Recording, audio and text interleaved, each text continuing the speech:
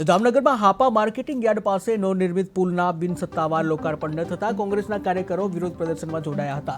કોંગ્રેસીઓનું કહેવું છે કે પુલ ખુલ્લો મૂકવાનો પ્રયાસ કર્યો અને સૂત્રોચ્ચાર પણ કર્યા, પરંતુ પોલીસે દોડી જઈ બેરિકેડિંગ મૂકી રસ્તો બંધ કર્યો હતો, જ્યાં લોકોને સુખાકારી માટે બનાવેલો ઓવરબ્રિજ ખુલ્લો ન મૂકતા કોંગ્રેસે વિરોધ કરાવ્યો। આજરોજ અમે કોંગ્રેસ પરિવાર દ્વારા જામનગરમાં આવેલો હાપા ઓવરબ્રિજ જે 1.5-2 મહિના થયા સંપૂર્ણ તૈયાર થઈ ગયો છે, છતાં પણ તેના ભાજપના આકાઓને ખુશ કરવા માટે તેનું લોકાર્પણ કરવામાં નથી આવેલું।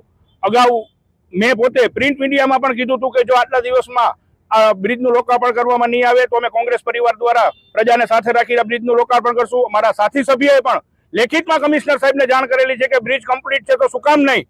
આ પ્રજાના ટેક્સના પૈસાથી આ બ્રિજ બનેલો છે, તો પ્રજાની સુખાકારી માટે બનેલો છે, છતાં પણ પોતાના આકાઓને ખુશ રાખવા માટે આ બ્રિજનું લોકાર્પણ કરવામાં નતું આવેલું। જામનગરનું હાપા માર્કેટિંગ યાર્ડ અને હાપા રેલવે સ્ટેશનને લગત આ બ્રિજ છે, એનું લોકાર્પણ કરતા નતા, એટલે આજે અમે કોંગ્રેસ પરિવાર દ્વારા સાથે રહી અને આ બ્રિજનું લોકાર્પણ કરેલ છે।